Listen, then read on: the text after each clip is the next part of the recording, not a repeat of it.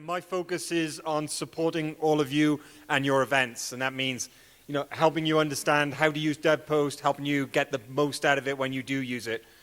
So kind of a few quick objectives for what I'd like to cover today. I wanted to try and basically show you like the Devpost process of using it at your event, kind of front to back. Can I get a quick show of hands? Who's used Devpost here as an organizer? Cool. So I'd say like about 50 to 60% of the room is used as an organizer. So there's going to be like some stuff in here that you'll already be familiar with, but I want to try and show you some of the features that were deployed over the last 6 months as well. So some of the new things. We have like new support for stuff like extra design, things like sponsor prizes. So I want to make sure we're going to go through that. We're going to set up a hackathon from scratch. We're then going to take a look at a part of the site that I think sometimes many organizers don't see, and that's actually the submission process. So what exactly are you asking your hackers to do? What's that look like? And then I'm going to show you a pretty fun open source judging expo kind of table numbers app that's been used at a few different events, and just wanted to show you how easy it is to set that up.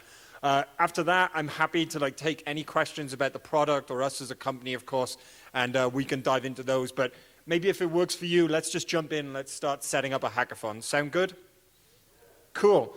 Awesome. So the setup part of Devpost is pretty straightforward. You'll notice if you go to post.devpost.com, you see a big green button. And this big green button is like start your in-person hackathon.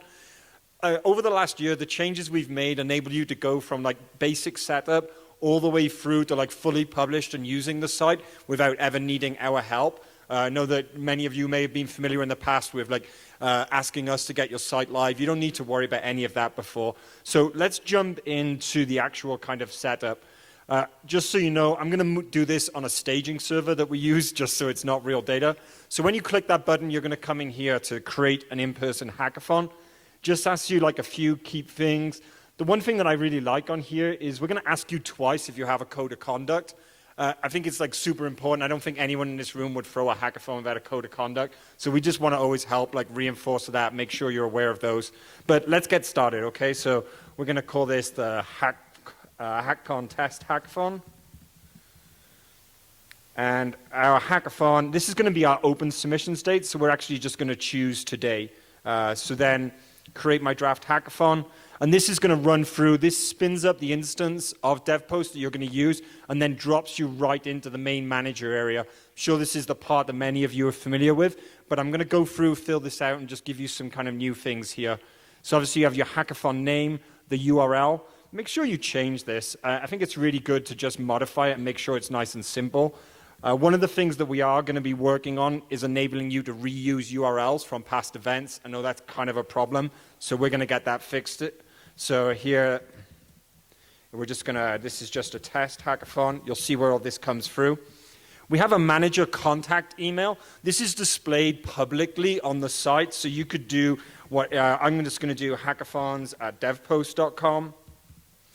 So that's like an easy way to kind of show off how can people contact you. So especially if your hackers are at the event, they have questions, just an easy way to make sure they can see that. Cool, so let's get our time zone right. We have a location, so we can call this the YMCA. We could actually put in an address there and we'll Google map it. Okay, so that's it. So this is now, the essentials is set. So what we want to do is go on to the design. Design is definitely the phase where you'll see a lot of new stuff. So you can have a thumbnail image for your hackathon. That's what's displayed on our discovery site. So if you go to devpost.com/discover, you'll see the thumbnail logos. These are all the thumbnail logos. This is where you set it here in the manage area. You can then set a hackathon title header logo. So what this enables you to do is actually just put a logo that comes up. If I go back here to mhacks, you can see exactly how this works. It's this central logo here that is the main one, the hackathon header logo. You can, in addition to that, you can left align or center align that logo. And then you can actually control, if you're not going to have a logo, you can control the text color that you're putting for the name of the hackathon, so you can see all of that. In addition, one of the things that we've built out recently is the ability to set a background image. So you can actually have a background image that loops across the whole back of the site. So you'll see here, this is just set to a flat background color, but you can now do a full width image across here. Everything scales properly for mobile as well, so it just makes you sure you can carry across your hackathon's branding on the Devpost properly. We want hackers, when they look at this site, to know that it's your hackathon, right? We want to make sure everyone knows which event they're at. So you can see all of that. We have a lot of different design options here. I'm going to skip through those and just kind of show you some sections so we can get on to the main part. The main description, this is the main area where you'll put all the information about your event. So let's say... So all the information goes here. A lot of people put like schedule. You can also do like header sections in here. Sponsor information, different things like that can all go here. Rules. Rules are really important here. This is where you want to put the code of conduct. What this makes sure is the code of conduct then is displayed with its own tab on your Devpost site. We then have eligibility and submission requirements sections. So these are all optional areas, but they're parts of the site that you can use to give hackers like more information about your event. So eligibility, obviously a key thing is they should be physically present at your hackathon. They should be admitted. They should be like a proper person taking part in the event.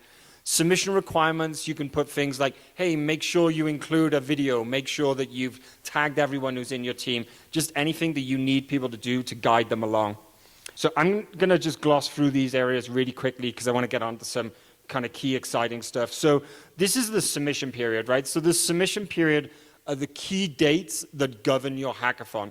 So the first date that we put in here was actually our start of hacking. So you'll notice that everything runs in the local time that you set up on the site. Can everyone see the screen okay, by the way? Still cool? So you can see here, we're running on Mountain Time. We're actually going to set this so that it's open when we go. So that's when everyone can register for your hackathon and use our team building features before the event as soon as you put it live. But people can't create their projects until that time is released. So what I always recommend is put that time as like the kickoff time as your opening ceremony, or if you have a particular like hacking starts now time, that's the time you put in here. This second time here, that we're going to put in, this is actually all about, it is the 26th, isn't it? Yeah. This is the hacking deadline time. So what time projects have to be submitted by, you put them in here. So bear in mind on Devpost that once this time is reached, the system won't let people create new projects. There is a way around that you have as a manager, and I'll show you that in a minute. But this is the hacking deadline. So if you've told hackers it's 9 a.m. on Sunday, this is where you set that time. Final reminders, file uploads, all really simple stuff here. It won't let me do it in the past. That's okay.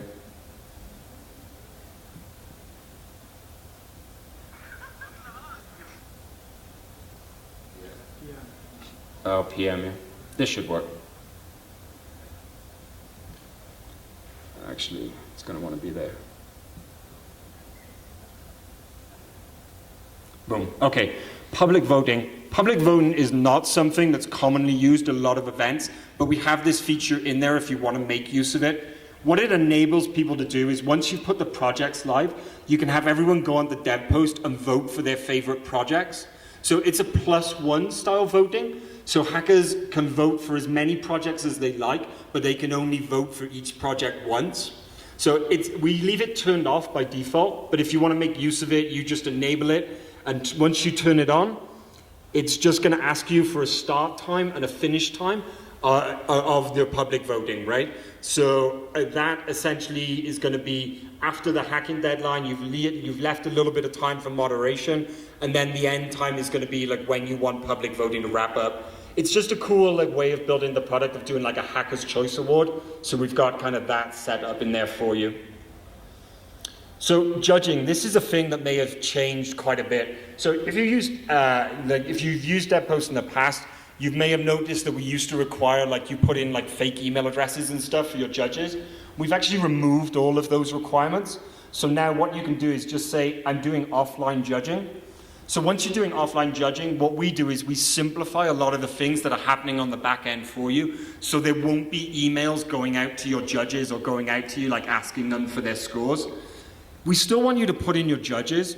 And the reason being here is we think it's like a great way to show your hackers how they're going to be evaluated. So kind of show them perhaps your final panel of judges who will be making the decisions. I think it's like a pretty exciting way of getting people set up. So I'm going to put in Neil, because it's weird to do things without Neil. He's on there. So there you go. And the criteria as well.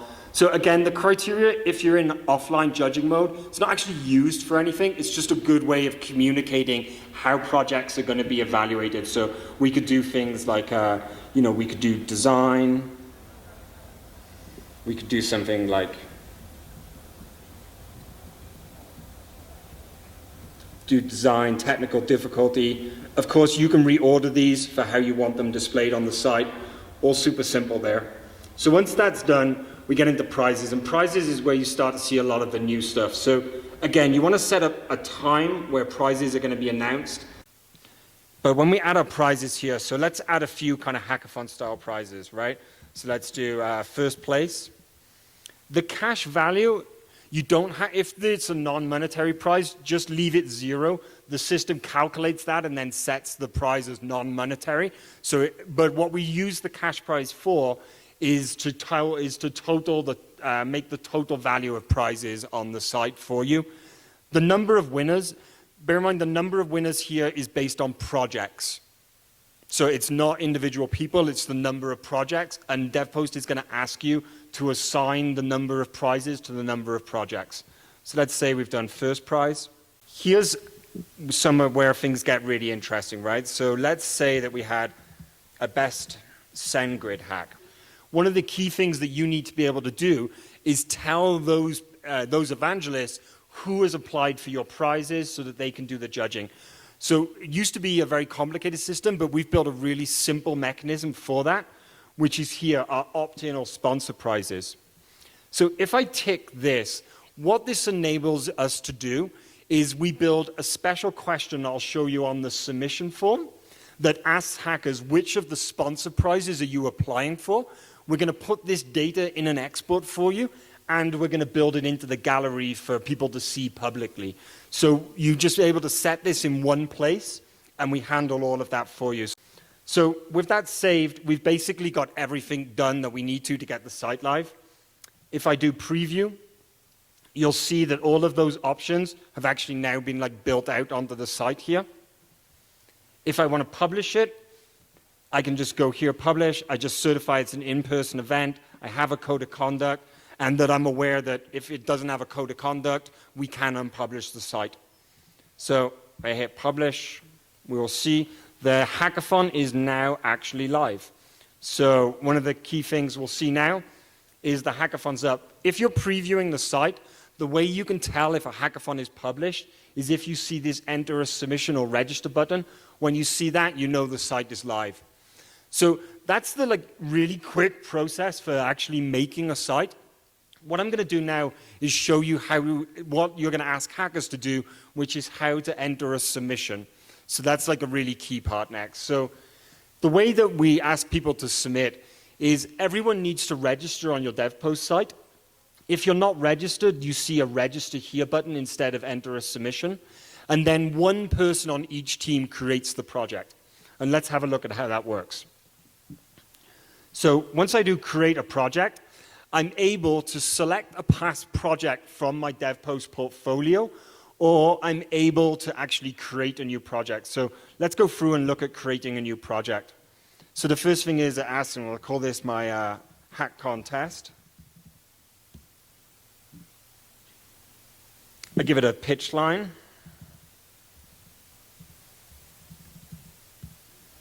This is the built with section. So here I'm actually able to look at different APIs perhaps that I've used. And this just helps for discoverability across. So let's say I use Twilio. Maybe I wrote it in Node.js. And what we do is we take that project then and we populate it into our global galleries of all of those technologies. So it just helps hackers have more discoverability for their projects. We then move into the whole story. You can see here we support GitHub flavored Markdown. So people can add images in line here. They can link off to different things. They can format differently. What we do is we put in some default prompts that we find that help people write really nice project descriptions. And I think this is really important because when like media, when sponsors, etc., are looking at the hackathon projects after the event's over, it's really helpful for them to be able to understand like fully what was built. So you can see that. If there's a link to try it out, you can check it out there. We also can include images. We can then include kind of a thumbnail. You can have a YouTube video demo if you've had time to make one. So all of that just like really simple to go through. So that's all you need to do to create a project. So that's the first stage of creating a project. Here, this step 2, this is where you're able to select those sponsor prizes. So if you see those sponsor prizes that we set up earlier, those are now populated into this list. So I can just select those from here and make sure that then I'm added into those sponsors announcements. I click there, and then we're actually submitted into the hackathon. And this is the message that hackers see. So you've successfully submitted this project. You can see all of those things coming in. So now, as a manager, when people are submitting, if I'm in here under Manage Hackathon and Submissions, if I look, I'll now see the project that's been submitted. So this is your Devpost moderation queue. And I know there were some questions about this yesterday. This is where you're actually able to kind of see if projects comply with things like the code of conduct, with anti-harassment policies, because you're able to moderate these projects before they're publicly associated with your hackathon. And the way that you do that as a manager is you're able to open these up, and you can take a look at the project, you can check out, you can make sure everything's okay. And then if you're happy with it, all you need to do is set it to be in the gallery. So that means that you've approved the project, you've made it in the gallery. We can also turn the gallery on. If we turn the gallery on, what happens is, if I go back to the hackathon, and I now look under submissions, you'll now see the project. So when you look at any hackathon, you're used to seeing this submissions gallery like filling up with projects. All that's happening is that the gallery has been turned on and projects have been moderated. So obviously you can see there I didn't select any sponsor prizes. So the sponsor prizes section is of course optional, so people can actually choose to leave them out if they wish. So you can kind of see all of that there. But now we're starting to see a few more submissions, right? So at many of your events, you'll have like a lot of projects, which means when you come into this moderation queue, you might see a lot of options. So one of the things that you might want to take advantage of here, you can filter the projects being displayed here. So if I turn this on to just show me pending projects, then I only see the projects on this page that I haven't yet moderated. So just to recap, when projects are submitted, they come into this list and they're set as pending. You can select them individually and moderate them, or you can do a select all and then set them all to gallery. The select all is pretty useful if you know what all the projects are on that page. It's always a good idea to check them out and make sure you're moderating them first. But if you just do a select all, it's a lot quicker way of kind of pulling all these projects through. So if you look at updates now, this is posted under here. You can post multiple updates, and this also gets emailed out to everyone who's taken part in the event. Other sections that you might not be familiar with are the Participants tab. The Participants tab allows you to see everyone, the Devpost profiles of everyone who's taking part in the event. So you can see here, this is me. If extra people were registered for this hackathon, they would appear in the list. I can actually send a message to people via this page. And it's a really simple message. What it does is it just generates an email that goes out to someone. And that email is then, it doesn't expose their email address to you. It just generates an email from Devpost saying that you messaged them. And then it connects you if you write back to that email. So we don't expose any information to there. We also have discussion forums. So you can, discussion forums on the site feature and work exactly the way that you would expect them to on any other page. All nice and simple there. And then we can see here, we see the timing is now running down. So we have about a minute left to submit. That's because the deadline was set to 1 p.m. So we're going to let that deadline run down. So obviously, the key thing is to try and make sure that everyone at your hackathon submits before the deadline. It's a good idea to remind people via all your communication channels, as many ways as you can. It's good just practice to make sure they're all set up and they're submitting. But we do have a feature as well now that I'm going to show you that allows people to submit past the deadline. So I'm sure everyone's seen it right at their hackathon where the deadline passes and then someone comes up to you and like, you know, we overslept, we forgot to submit, etc. So previously you had to actually adjust the hackathon dates to like let the submissions in. We've actually made a change that enables you to get submissions in directly. So that change goes in here in Manage Hackathon. So under Manage Hackathon and Submissions, you see all the submissions that have come in. You now have this feature called Late Submissions. So what Late Submissions does is if I enable this, it gives me a link that if I give this link to any hackers, so I can open this link up here, any hackers that get this link are actually able to submit a project past the deadline. So when people come over to you and it's past the deadline, you don't need to worry about reopening the deadline or changing the dates. You can just give people this link and they'll be able to access the create a new project link and submit into your hackathon. They don't even have to have been registered for the hackathon to do this because this link automatically registers them. So they're able to kind of see that. So I'm going to turn that off now, and let's assume that everyone had actually been able to submit and got in. Yeah, you got a question?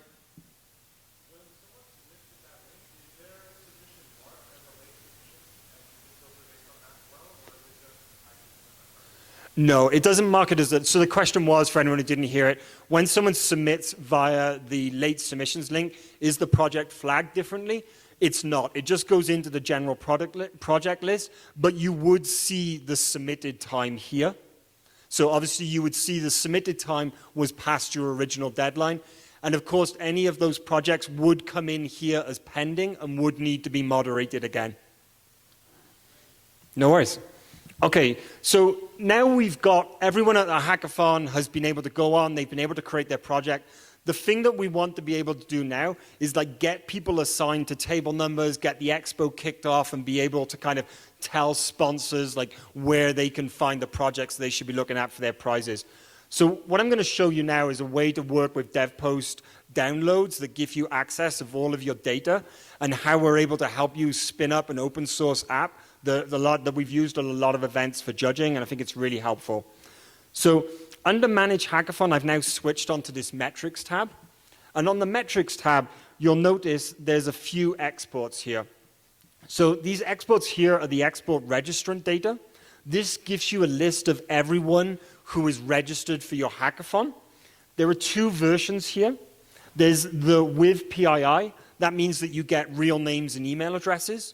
And the without PII that just gives you Devpost usernames. So we give you the two options there depending on what you're intending to do with the data.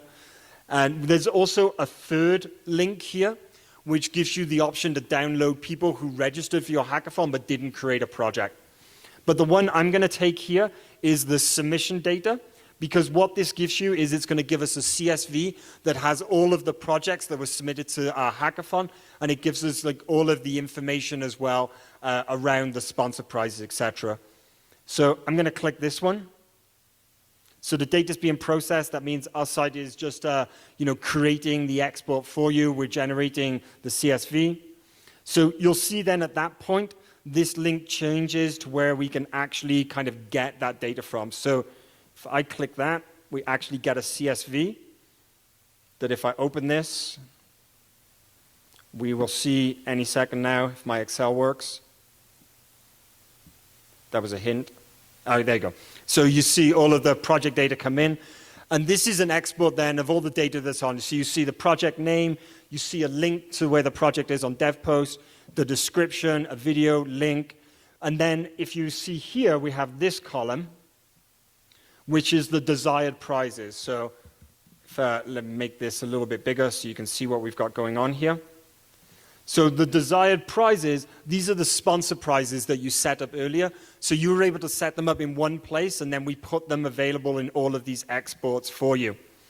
So what we want to be able to do is we have an open source project that Neil built that's called our Expo app. We've used this at MHacks, at a number of other events. I think it was used at the last BitCamp. It's out in about 10 to 15 minutes. It's pretty simple. We always recommend you leave more time before the start of your Expo, but this part of the process can be pretty simple. And this is really battle tested. We've used this at a lot of big events, so we're pretty pleased about it. Just to show you a little bit of the HTML, you can check this out. But there's lots of different extra criteria you can use. You can do category prizes. You can just comment this out. Feel free to send us pull requests or obviously customize it to your own needs. But that's a really kind of simple way of doing that. So essentially then, you're pretty close to the end of everything that you need to do on Devpost. So the last thing I wanted to show you was how to select winners. So this is like the #1 question I get from hackers. And just to give you an idea, like during the season, I get about like 60 to 100 emails every Monday from hackers like saying, I want a prize at a hackathon, and they really want that winner's flag on their portfolio. So definitely like a big appeal to everyone, like please try to make sure all your sponsors and everyone gives you the winners. And then to set them on Devpost, it's super easy. You're in Manage Hackathon, Judging and Voting, and just do here, continue to select winners. And then this is going to load in our winners. You see all of the prizes we added. And setting winners is as easy as just dragging and dropping them. So we just drag and drop them onto the prizes, and we're able to really quickly set up who's won. Let's assign all of those. And then, yeah, once that is done, you're able to actually announce the winners, and that is your hackathon run on Devpost in 20 minutes. So I think the things for people that have used the site in the past that might kind of seem new, just to reinforce, were we have a ton more design options. So that's all about making sure your hackathon is branded properly. And then the other thing that we have quite a lot of now is this support for sponsor prizes. So you just add them in one place. One thing that I should have demonstrated for you as well is, say halfway through the hackathon, another sponsor turns up that you hadn't thought about. You can just add that in Flow, and it'll appear here so you can use it. So yeah, it's all pretty robust. And then one final thing, I want to give a shout out to Valsar, who's sat here in the audience. So one of the things we have is we man support chat every Sunday. So if we can't physically be at your event, just say hi in here. Valsar will get a message and he'll be able to help us. So he works every Sunday supporting us. Did that come through? Okay, cool. So we're always online. And these are like real Devpost employees. It's either Valsar, myself, or Brandon who mans this.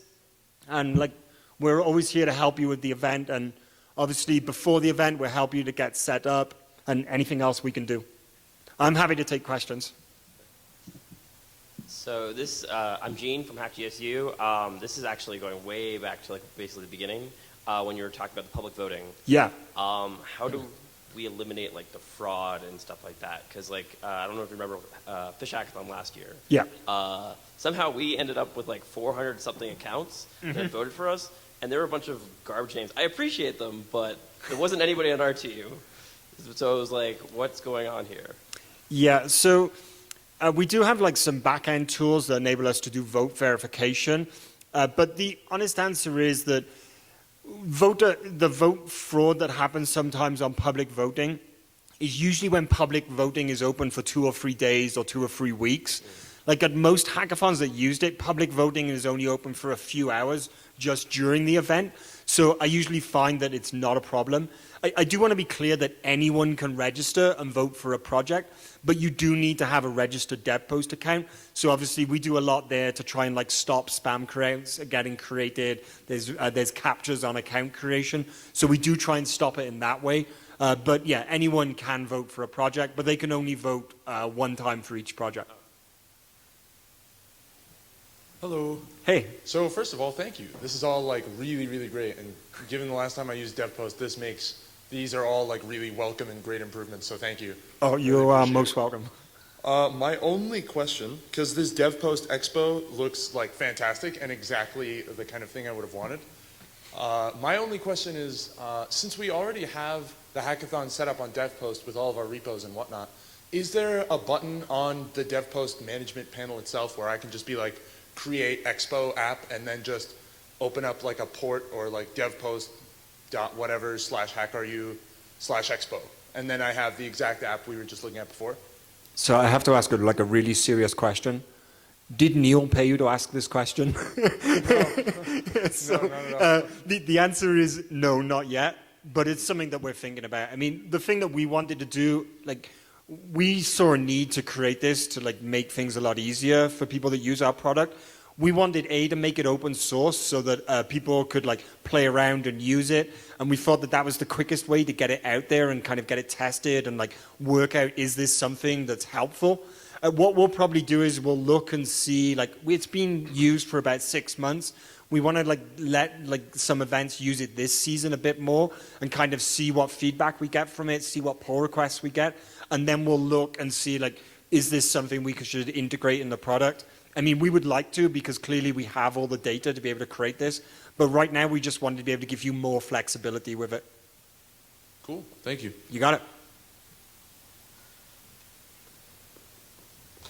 Anything else? Awesome. Thanks so much, everybody.